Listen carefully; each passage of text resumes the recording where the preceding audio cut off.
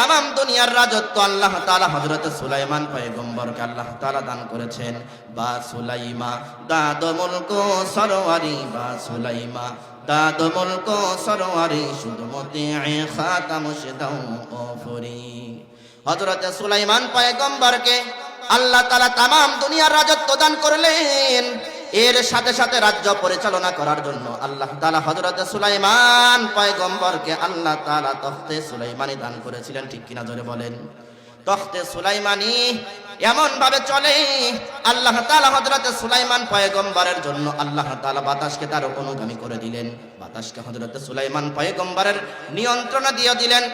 আর হযরত সুলাইমান পয়গম্বর তখতে সুলাইমানি নিয়ে বাতাসকে যদি বলো বাতাস অমুক জায়গায় নিয়ে চল, বাতাস উজান বোঝে না, ভাটি বোঝে না। সুলাইমান আলাইহিস সালাতু ওয়াস সালামের কথার ভাষা বোঝে। সুবহানাল্লাহ বলা যাবে কিনা?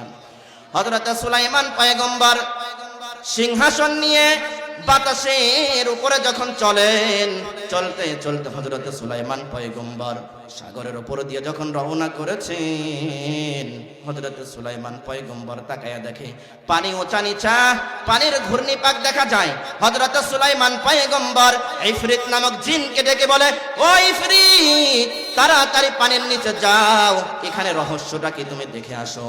ইফরিত নামক জিন যখন পানির নিচে ঢুকে গেলেন, পানির নিচে যাওয়ার পর ইফরিত নামক জিন সেখান থেকে সুন্দর একটা গম্বুজ উঠাইয়া নিয়ে আসলেন। হীরা মুক্তা দ্বারা তৈরি একটা গম্বুজ, যা জিন্দেগিতে কোনো চোখে দেখে নাই। নিয়ে এসে হযরত সুলাইমান পয়গম্বরের তখতে সুলাইমানির সামনে যখন রাখলেন, হযরত সুলাইমান পয়গম্বর আল্লাহ তাআলাকে দেখে বলে, আল্লাহ, বাহিরে যদি এত সুন্দর হয়, না জানি ভিতরটা কত সুন্দর। আল্লাহ, বাহিরে যদি এত সুন্দর, না জানি ভিতরে কত সুন্দর। আল্লাহ তাআলা সুলাইমান পয়গম্বরকে বলেন, ওগো পয়গম্বর, আপনি বলেন আল্লাহ তাআলার হুকুমে দরজা খুলে যাও। হযরত সুলাইমান পয়গম্বর যখন বলেন আল্লাহ তাআলার হুকুমে দরজা খুলে যাও, সাথে সাথে আর দেরি নাই, আল্লাহ তাআলার হুকুমে সুলাইমান পয়গম্বর বলার সাথে সাথে দরজা খুলে গেছে। হযরত সুলাইমান পয়গম্বর তাকায়া দেখে ভিতরে সুন্দর একটা যুবক আল্লাহ তাআলার কুদরতি পায়ে সিজদা দেয়। কি করে? নামাজ আদায় করে। যখন সুলাইমান পয়গম্বর দেখেন যুবক নামাজ আদায় করে, সুলাইমান পয়গম্বর অনেকক্ষণ অপেক্ষা করলেন যতক্ষণ নামাজ না শেষ হয়। সুলাইমান পয়গম্বর যুবকের নামাজ শেষ হওয়ার পর সুলাইমান পয়গম্বর নিজের পরিচয় দিচ্ছেন।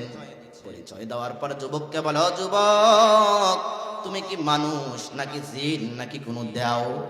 সুলাইমান পয়গম্বরকে বলে, গো পয়গম্বর, আমি কোনো দেও নই, আমি কোনো জিনও নই, আমি হইলাম মানুষ।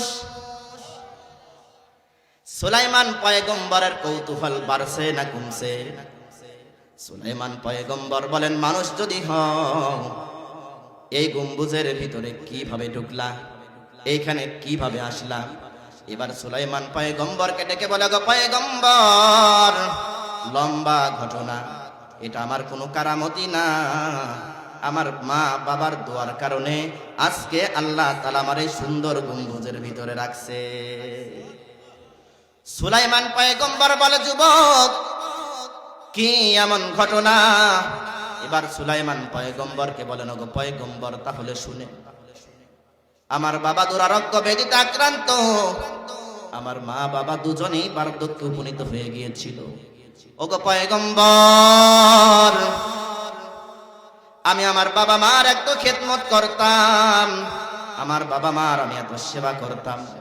ওগো পয়গম্বর, আমার বাবা মার খেদমত করার কারণে অনেক সময় আমার বাবার মা দুজনেই ছিল পরহেজগার, বড় তাহাজ্জুদ গুজারি।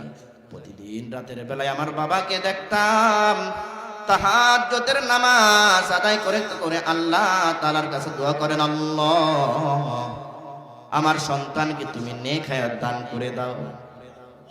আল্লাহ, আমার সন্তানকে তুমি নেক হায়াত দান করে দাও। আর একটা দোয়া তোমার কাছে আরজিরে মালিক, আমার সন্তানের জন্য নিরিবিলি একটা স্থান যেখানে তোমার কুদরতি পায়ে সিজদা দিতে পারে।